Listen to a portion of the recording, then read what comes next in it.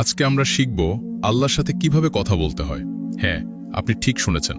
এটা শুধু একটি বিষয় না, এটা আপনার জীবনের মোড় ঘুরিয়ে দিতে পারে। আপনি হয়তো অনেক পাপ করেছেন, ফিরে আসতে ভয় লাগে। আপনার ভিতরে যদি একটু আশা থাকে, তাহলে বলবো এই ভিডিওটা আপনি মিস করেন না।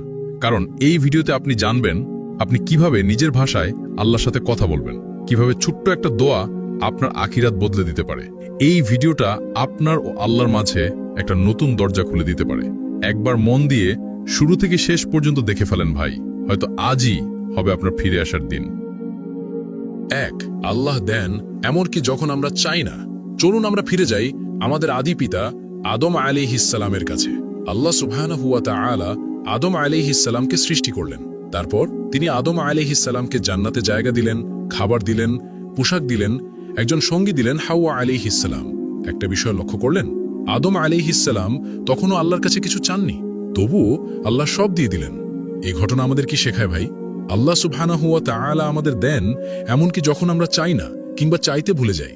আপনি কি কখনো ভেবেছেন আজ আপনি যে নিঃশ্বাস নিচ্ছেন, আপনার হাত পা ঠিকঠাক কাজ করছে, আপনার ঘরে খাবার আছে, আপনি আজ বেঁচে আছেন, এই সবই আল্লাহ সুবহানাহু ওয়া তাআলা দিচ্ছেন, আপনি চাইলেও না চাইলেও।